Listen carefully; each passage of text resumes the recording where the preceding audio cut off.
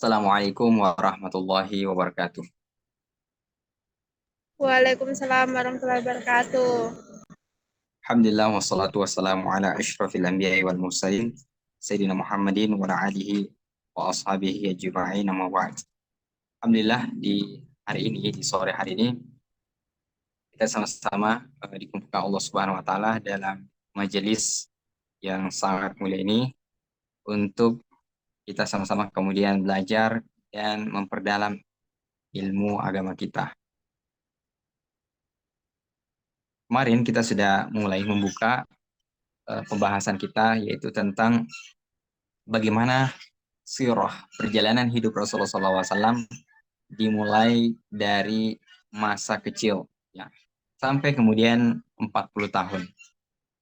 Dan di sini juga ada pelajaran terpenting tentang memahami sunnah ya. Jadi sunnah menurut definisi ulama yang pertama adalah qaul, perkataan Nabi, yang kedua fi'lun, perbuatan Nabi. Kemudian yang ketiga adalah sifat, ya sifat fisik maupun psikis ya Rasulullah SAW. Kemudian yang keempat adalah takrir. Takrir itu adalah pembiaran, sesuatu yang dilakukan oleh sahabat Nabi, kemudian Rasulullah SAW tidak mengomentari, membiarkan. Artinya ini juga termasuk sunnah. Dan yang kelima adalah ausirah atau perjalanan hidup. Jadi sunnah Rasulullah SAW, ya sunnah, inti dari sunnah itu adalah pada sirah, ya perjalanan hidup Rasulullah SAW. Jadi ketika kita mempelajari sirah nabawiyah, maka seolah-olah kita sudah mengambil jantung dari agama Islam ini. Nah, adapun di bulan suci Ramadan, ya, sangat tepat juga kemudian kita mempelajari sirah nabawiyah karena inilah pengejawantahan, ya, cara kerja teknis dari Al-Quran.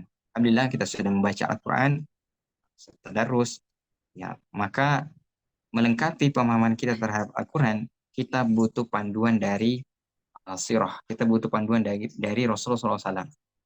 Masa hidup Rasulullah SAW, mulai dari beliau lahir sampai wafat, terdapat pelajaran, ya utamanya khususnya tentang pendidikan yang sangat luar biasa.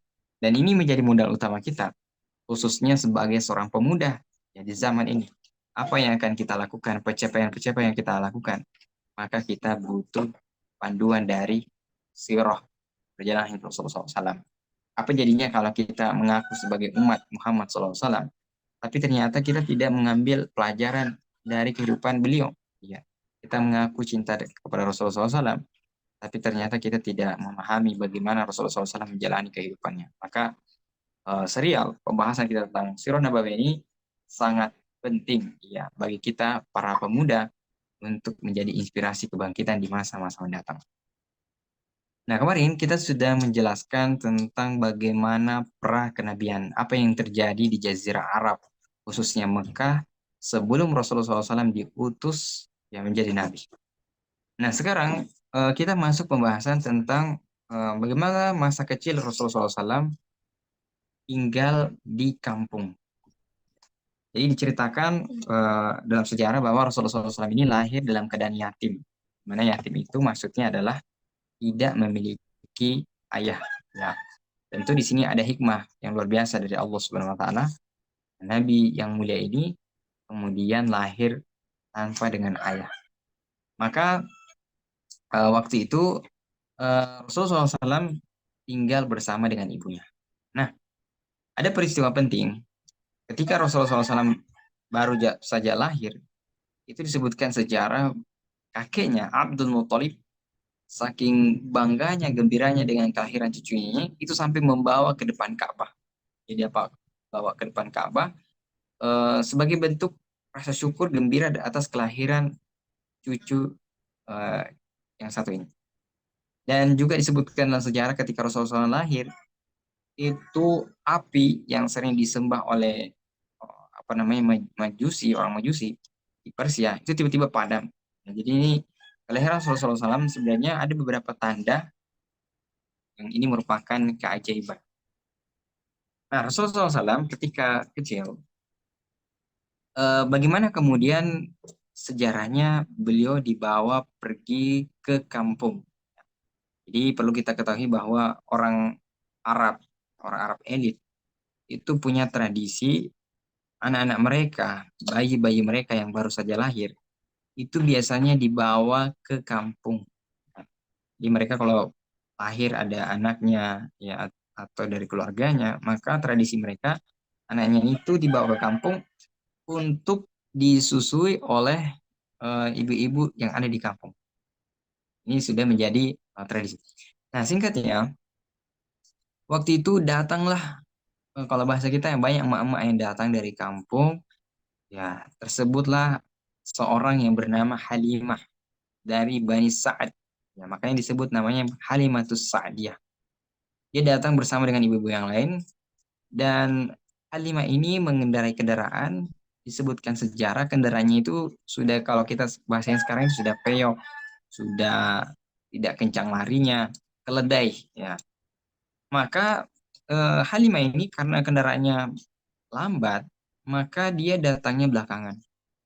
Nah, ibu-ibu yang tadi sudah datang duluan, maka mereka mengambil bayi-bayi dan Halimah ini karena dia datang belakangan, tersisalah bagi dia bayi yang tadi bayi yang yatim. Ya, tentu dulu orang nggak pasang tarif.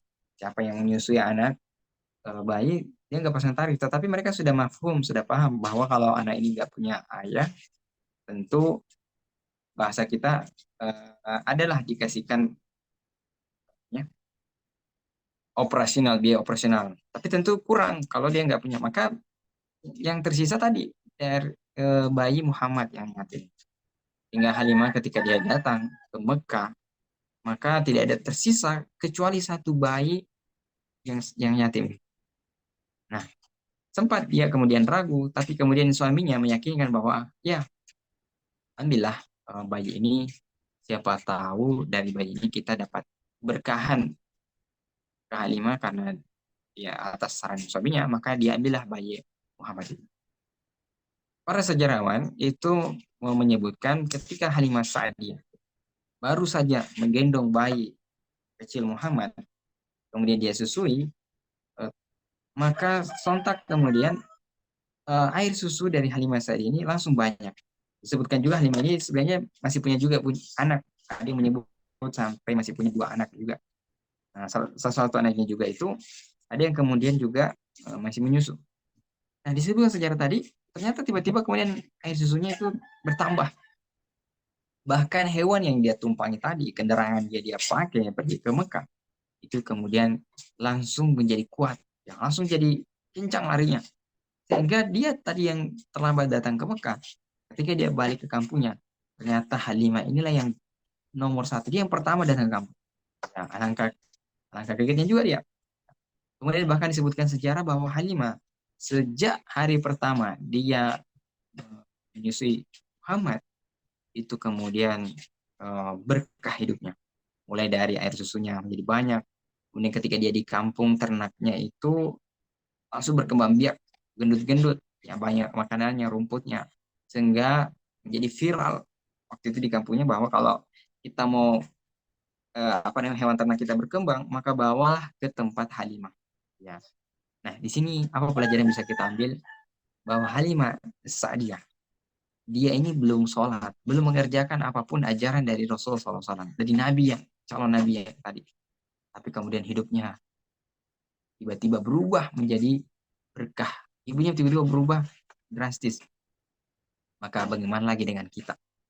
Ya, kita ini umat Muhammad SAW. Kita sudah menjalankan ajarannya, kita menjalankan sholat, puasa, ya dan seterusnya. Harusnya sekali lagi kita lebih mendapatkan lagi keberkahan. Jadi Halimah saja yang notabene hanya menyusui Muhammad, hidupnya menjadi berkah. Maka mari kita juga mengambil keberkahan itu dengan menjalankan segala yang diperintahkan oleh Rasulullah SAW dan menjauhi segala yang dilarang oleh Rasulullah SAW. Kemudian pelajaran yang lain yang bisa kita ambil di sini ada tiga step ya pendidikan yang harus kita dapatkan di masa kecil. Yang pertama adalah pendidikan alam, yang kedua adalah pendidikan adab, dan yang ketiga adalah pendidikan bahasa. Pertama, pendidikan alam. Jadi di sini pelajarannya ketika Rasulullah SAW tinggal di kampung, di perkampungan Bani Sa'ad, maka Rasulullah SAW secara tidak langsung kemudian ditempah fisiknya, ya. Kemudian juga nanti dari segi adab, ya, psikisnya, ya. Pertama fisik tadi. Jadi kalau orang tinggal di kampung, ya rata-rata atau lebih dominan itu akan lebih, apalagi waktu itu di gurun perkampungan, ya gurun pasir, cuaca yang ekstrim, ya ini membentuk fisik yang kuat. Maka kita, ya saya yakin di antara kita ini, termasuk saya juga ya, dulu kita tinggal di kampung, kampung, ya. Jadi kita jangan pesimis, oh Pak Kampung mah iya. Ya, sekali lagi, jika kita tinggal di kampung, justru inilah tempat alam yang paling terbaik dalam hal pendidikan. Kalau sekarang orang berpikir apa pendidikan yang terbaik, maka saya ingin mengatakan tempat itu adalah alam. Ya, makanya sekarang sudah ada sekolah alam dan kami, ya bukan kebetulan ya, sudah ditakdirkan juga menjadi pembina di pesantren alam. Ya, jadi ini alam ini kalau kita bahasakan inilah madrasah, ya fasilitas pendidikan yang terbaik yang Allah siapkan untuk kita sebagai manusia. Tidak ada yang kalah. Bahkan sekarang orang sudah berpikir tentang back to natural, bagaimana kembali ke alami. Kenapa? Karena sistem pendidikan yang jauh dari kata alami pasti akan menghasilkan manusia-manusia yang rapuh. Maka kita bersyukur kalau kita kemudian ditempa hidup, pernah hidup di kampung. Karena di kampung itulah kita bisa belajar banyak hal. Ketika Rasulullah SAW tinggal di kampung, ya ketika cuaca ekstrim, ini akan membentuk kepribadian, ya, fisik yang kuat. Makanya kami juga ya di pondok itu, di pesantren alam itu kan tinggalnya di Bulu. Ya, di sana itu dingin. Ya. Maka beberapa saya lihat santri itu ada yang dari kota. Ya, awalnya mereka kedinginan. Ya. Tapi ketika lama-kelamaan, ketika cuaca yang dingin, mereka hanya pakai baju kaos. Ya. Dan memang awalnya ada yang sakit-sakit, ada yang demam. Tapi lama-kelamaan terbentuk kekuatan fisiknya. Nah, inilah pelajaran yang luar biasa. Jadi makanya kita sekarang bersyukur kalau di kampung. Coba kita lihat kalau orang yang tinggal di daerah yang baru saja kena hujan misalnya, ya, baru kena debu, itu sudah ada perubahan. Ya. Maka kalau orang dia tinggal di kampung, apalagi di kondisi alam, itu akan membentuk fisik yang kuat. Coba kita lihat misalnya orang yang tinggal di gunung, itu biasanya kakinya itu kuat, harus dia jalan kaki. Dan ini juga pelajaran. Sekarang ini ya di zaman kita, saya tidak menyalahkan ya. Ya, bukan mengatakan haram kita naik kendaraan, tapi sekali lagi kita harus biasakan juga jalan kaki. Ya, jadi ini pendidikan alam. Maka tadi bagaimana kita dalam sistem pendidikan ini kita kembali ke alam. Ya, makanya anak-anak itu kalau bisa ya biarkan mereka misalnya main pasir, main tanah, atau bahkan main hujan-hujan sekalipun. Kadang-kadang kan orang tua kalau anaknya main hujan jadi takut. Ya, padahal sebenarnya hujan itu disebut dalam Al-Quran sebagai rahmat. Ya, bahkan sahabat Nabi kalau lagi hujan itu mereka keluar, kemudian bejana-bejana mereka ingin kena air hujan, mendapatkan berkah. Ya, jadi salah satunya berkah. Kemudian juga ketika tinggal di alam, ini juga akan misalnya seperti angin, membaca arah mata angin. Jadi kalau kita misalnya tinggal di tempat yang ya misalnya ya pakai kipas angin, itu mengurangi sensitivitas. Ya, tapi kalau kita kalau di alam ya, kita hanya mengandalkan tadi ada angin, itu bisa menguatkan tadi. Ketika kita bisa, oh arah mata angin sekarang kemana? Nah coba kalau anak-anak yang tinggal di kota sekarang, yang tiap hari kena kipas angin, AC, yang biasanya mereka sulit ya untuk membaca arah mata angin. Maka kita ketika tinggal di kampung, ya tinggal di lingkungan yang serba alami, itu sekali lagi membentuk dari segi fisik. Kemudian juga ketika kita tinggal di lingkungan yang alami, ya Rasulullah waktu itu tinggal di gurun pasir, ini juga disebut oleh para ulama dengan menguatkan pikiran, musaqqaful fikr. Ya, jadi pemimpin di masa mendatang, kita butuh pemimpin yang kuat dalam berpikir. Dan pemikiran itu dilatih mulai dari tadi, ketika kita tinggal di lingkungan yang alami, ya, tinggal misalnya kayak di ladang. Makanya coba kita lihat, yang mana lebih banyak orang pakai kacamata, yang di kota atau yang tinggal di kampung. Ya, salah satu sebabnya adalah karena jarak pandang kalau di kota itu pendek. Ya, coba kalau pergi di kota, baru kita melihat ke depan sudah tak butuh nih, ada nih tembok, ya, dengan pagar. Tapi coba kalau di kampung, lagi kita naik ke gunung, itu kan kita bisa memandang alam dengan luas. Nah, ini melatih tentang tadi kekuatan pikiran, kekuatan melihat visi ke depan. Ya, makanya sekali lagi penting kita ada satu waktu pergi kita ke kampung, ya pergi ke sesuatu yang alami. Supaya apa? Supaya ini mengingatkan kepada kita, melatih kita punya pikiran untuk berpikir visioner. Lalu yang kedua adalah pendidikan yang penting yang harus kita dapatkan adalah pendidikan adab. Makanya waktu itu kalau orang tinggal di kota, relatif kemudian sudah bercampur dengan banyak orang yang datang dari berbagai negara. Maka ketika orang tinggal di kampung, maka relatif orang kampung itu, meskipun ini tidak general ya, biasanya orang kampung itu lebih beradab, lebih tinggi sopan santunnya, lebih kemudian menghargai, menghormati. Beda kalau misalnya biasa kita di kota. Orang kalau di kota sudah berpikir sendiri-sendiri. Ya, berpikir nafsi-nafsi. Ya, orang kalau di kota tetangganya mungkin dia hanya kenal satu dua rumah. Ya. Tapi kalau sudah sampai 100 rumah, orang sudah nggak saling kenal. Nah, kalau di kampung kita, ya, mulai dari ujung itu gerbang sampai ke ujung kampung, pasti kita kenal dengan semua orang itu. Karena relatif masih kita punya hubungan. Maka sekali lagi ini pentingnya tadi. Ketika kita di kampung, ini berbentuk adab. Ya. Coba kalau sekarang misalnya kita di kota, ada orang yang datang, ada orang mengucapkan assalamualaikum. Kadangkala, tapi saya tidak umum ya, kadangkala orang tua mengatakan, jangan sembarang ucapkan menjawab salam. Siapa tahu jangan-jangan itu pencuri atau siapa orang yang nggak kenal. Coba. Jadi akhirnya orang-orang anak-anak misalnya kalau tinggal di kota, lingkungannya itu paling gede kompleksnya. Karena kalau dia udah pindah kompleks, ya sudah banyak kemudian kehati-hatian. Tapi kalau di kampung, ya kalau misalnya kita keluar, ada anak kecil ya keluar bermain, tiba-tiba dia jatuh, maka kemungkinan besar yang dapatkan pertama kali pertama adalah keluarganya, sepupunya, pamannya, ya, atau mungkin neneknya, atau mungkin keluarga dari ayahnya. Jadi masih keluarga. Ya, jadi itu salah satu hikmah ketika tinggal di kampung. Nah, meskipun Rasulullah SAW ini dia tinggal di kampung ini bukan keluarganya, tetapi Rasulullah SAW banyak belajar tentang agama. Kemudian yang ketiga adalah persoalan bahasa. Orang di kampung relatif bahasanya itu masih original. Beda kalau di kota. Di kotanya udah bercampur, udah banyak bahasa yang lebay. Nah, tapi kalau di kampung bahasanya masih original. Itu saja ya kalau di Sopeng ini. Coba pergi ke kampung-kampung ini deh. Bagaimana bahasa Bugis di kampung dengan yang sudah di kota. Apalagi misalnya kalau sekarang di kota Sopeng. Itu sangat berbeda. Ya, kalau di kampung, sependengaran saja itu nyastra banget ya kalau orang bahasa Bugis. Tapi kalau sudah di kota, ya sudah berbeda. Nah, Rasulullah SAW juga demikian. Di Mekah secara khusus itu bahasa Arab yang fusha ya banyak kemudian bercampur dengan bahasa Arabiyah. Maka ketika Rasulullah SAW tinggal di kampung, ini menguatkan dari sisi bahasa. Sehingga Rasulullah SAW ketika berbahasa, maka itulah kita dapatkan hadis-hadis Rasulullah SAW. Itu level sastranya, ya bahasanya sangat kuat, ya sangat fasih. Kenapa? Karena beliau sejak kecil tinggal di kampung. Nah, Rasulullah SAW tinggal di kampung ini kurang lebih dari usia 0 sampai 4 tahun.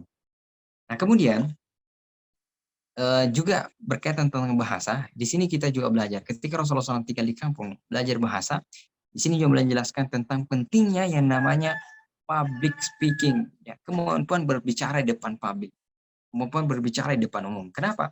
Karena seorang pemimpin di masa mendatang, kalau kita ingin menjadi orang yang berpengaruh di tengah masyarakat, kita harus memiliki kemampuan komunikasi, ya persoalan bahasa. Sekarang ini kalau kita lihat sebagian anak muda, cara bahasa Indonesianya saja sudah banyak keliru. Ya, apalagi kalau berbahasa Bugis misalnya. Nah, ini kita butuh. Jadi orang ketika dia memiliki ide, gagasan, dia butuh kemampuan berbicara di depan umum, public speaking. Nah, kalau dia nggak punya public speaking, bagaimana ide-idenya itu bisa kemudian diterima di kalangan, di tengah-tengah masyarakat. Sama juga kita berorganisasi. Bagaimanapun kita punya banyak bahan, kita punya banyak ide.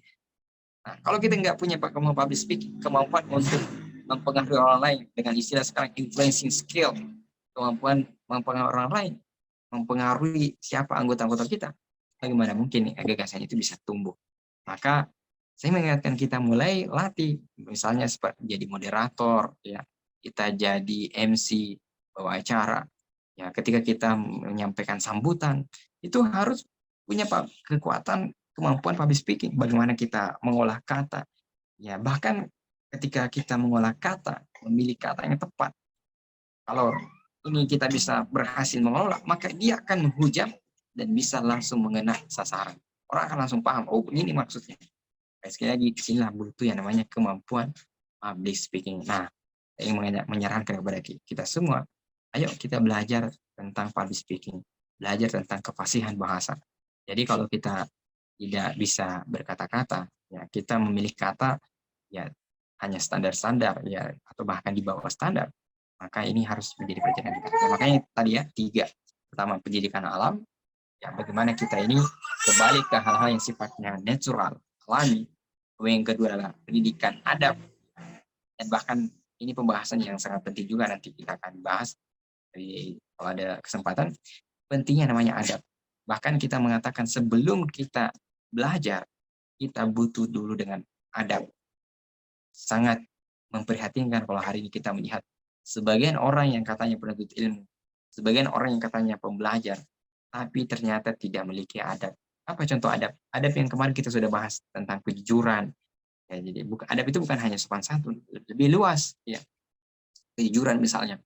Apa kita jadinya kira-kira? Kalau hari ini kita punya generasi, dia tidak memiliki adab, ya, dia tidak memiliki adab terutama kepada orang tuanya, ya, adab kepada temannya, dan terpenting adab kepada gurunya. Ya, ada seorang ulama, Imam Az-Zarnuji, yang beliau mengatakan, tidak akan kita mendapatkan berkah dari ilmu itu kecuali kita menjalankan dengan adab yang baik. Ya. Jadi kalau kita tidak ta'zim, ya, menghormati, memuliakan ahlul ilmi, para ulama, sekali lagi yakin dan percaya kita tidak akan mendapatkan berkah dari ilmu. Sulit mendapatkan. Kalaupun kita dapat ilmunya, maka mungkin kita sulit mengerjakan, mengamalkannya. Kenapa? Karena kita tidak beradab. Maka saya mengatakan kepada kita juga, ketika kita belajar, bagaimanapun guru kita, dosen kita, ada kekurangannya, ya, maka tetap kita beradab. Ya, jangan kemudian kita menganggap hanya sebagai teman, tapi mari kita mulai dengan beradab. Nah, kalau kita sudah beradab, insya Allah ini sudah menjadi pembuka untuk kita mendapatkan berkah dari ilmu yang kita pelajari. Ala kulli hal, 3 tadi ya, pendidikan adab, pendidikan alam, kemudian pendidikan adab, dan pendidikan bahasa. Kemudian masih ada waktu 10 menit, saya ingin menutup Halimah Sa'diyah tadi, ketika dia mengasuh, ya, menyusui Rasulullah SAW, kemudian dia mendapatkan keberkahan, sehingga Halimah ini datanglah dia suatu waktu pergi ke Mekah, mendatangi ibu Rasulullah SAW, Siti Aminah. Dan dia mengatakan, ini Muhammad, kalau bisa di kampung aja. Pokoknya dia bilang, ini kalau dia pergi ke kota bahaya nanti terjadi apa.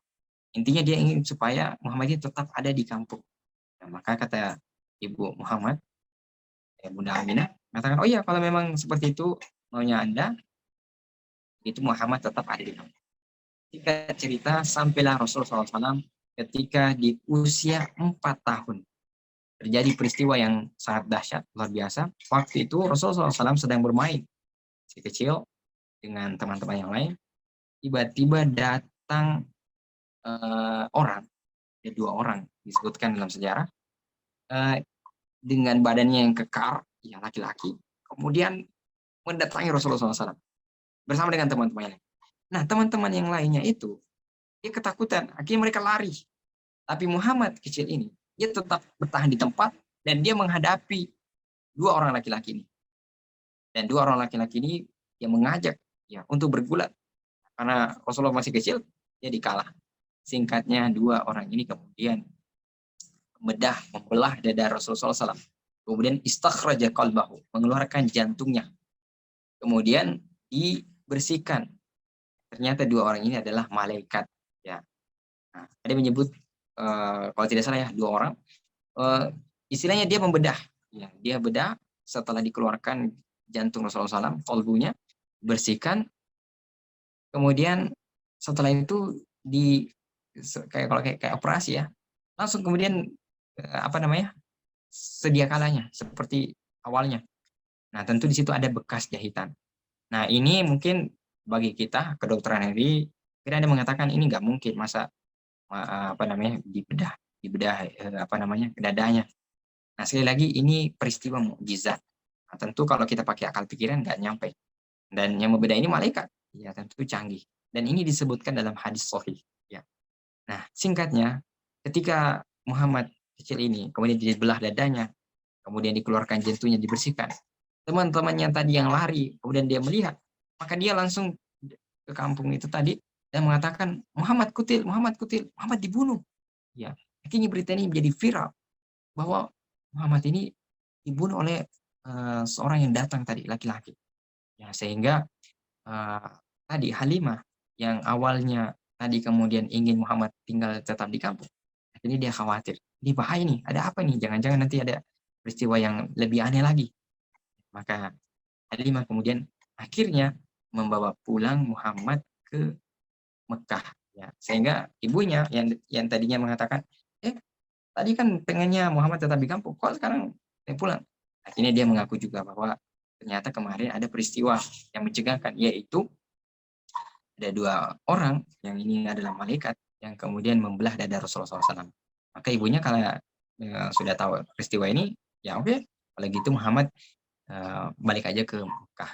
Nah, apa pelajaran yang kita bisa ambil di sini? Bahwa manusia yang mulia ini, yang Allah persiapkan untuk menjadi pemimpin, menjadi nabi, menjadi rahmatan lil alamin, itu kemudian Allah memperlihatkan tanda mukjizatnya sejak dia kecil.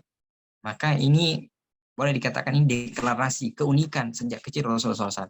Bahwa orang ini, anak kecil ini bukan sembarang orang. Dia adalah orang yang akan memimpin peradaban dunia.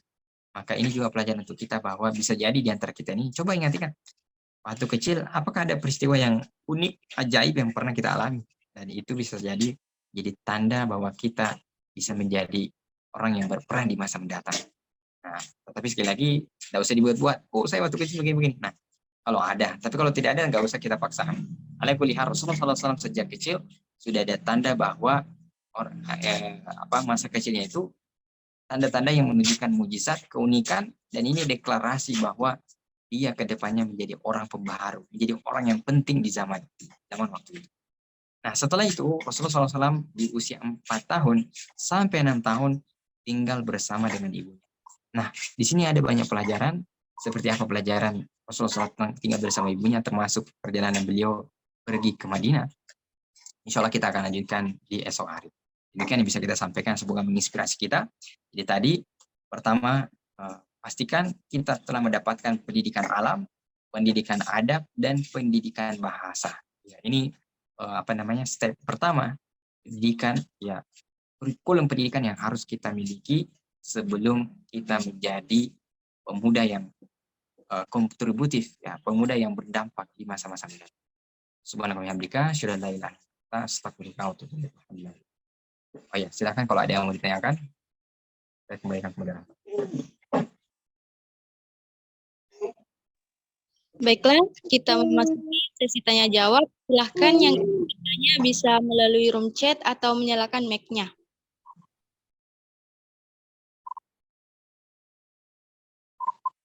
Oh ya, ini sudah ada pertanyaannya di kolom chat.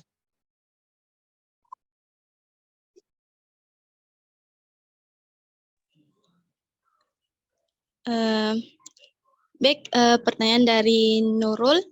Assalamualaikum Ustaz, saya izin bertanya bagaimana hukum bagi anak yang kurang sopan berbicara kepada orang tua, terutama ibu. Syukron. Ya, ini termasuk adab. Kalau dia levelnya tinggi, ini bisa dikategorikan sebagai adab su'ul akhlak, adab yang buruk, ya, atau bahkan ini bisa masuk kategori durhaka. Maka sebisa mungkin kita menghindari hal seperti ini. Jadi jangan kita kemudian berbicara kurang sopan. Maka di Al-Quran itu disebutkan Wala taqul lahuma uff. Jadi berkata saja itu tidak boleh. Bagaimana lagi lebih daripada itu. Jadi kita membantah saja itu sudah luar biasa. Al-Quran memberikan peringatan. Bagaimana lagi selainnya? Maka ini harus menjadi pelajaran kita. Ya, jadi jangan sampai kita ini kalau bicara sama temannya baik, ya halus, lembut. Pas bicara sama orang tuanya bentak-bentak. Nah, ini contoh bahwa kita sulit untuk menjadi pemuda yang dirindukan zaman di masa mendatang. Kalau akhlak kita saja kepada keluarga, terutama apalagi orang tua, tidak bagus. Nah, bagaimana caranya? Ya memang harus dilatih. Ya bisa jadi mungkin kita punya teladan. Ya mungkin selama ini kita sering melihat orang yang sering membentak orang tuanya misalnya kurang sopan, maka perbaiki tadi lingkungan kita. Ya, perbaiki cara bicara kita. Walaupun kita punya sisi emosional, maka mari kita meredam. Nah, maka ini salah satu dengan berpuasa. Mulai cara kita, tutur bahasa kita, itu harus diperbaiki. Nah, karena ini pertanyaannya umum ya, general, maka saya juga jawabnya general. Ya. Nah, wallahu a'lam.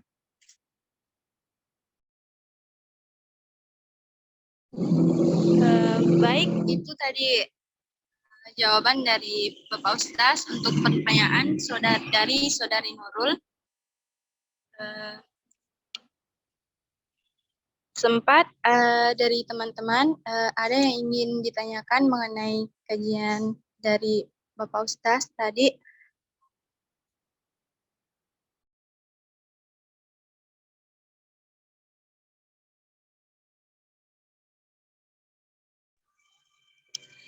Baik, mungkin tidak ada yang ingin bertanya. Kami tutup saja kajian kita pada hari ini. Kami ucapkan banyak terima kasih kepada Bapak Ustaz yang telah bersedia membagikan ilmunya kepada kami. Semoga Allah membalasnya dengan pahala yang tak terhingga. Dan semoga apa yang disampaikan Pak Ustaz dapat dipahami dan diperhatikan dalam kehidupan sehari-hari kita. Kami tutup majelis hari ini dengan banyak-banyak beristighfar, astagfirullah, astagfirullah, astagfirullah, dan membaca doa kafaratul majelis. Subhanakallahumma wa bihamdika, asyhadu an la ilaha illa anta, astaghfiruka wa atubu ilaik. Wassalamualaikum warahmatullahi wabarakatuh.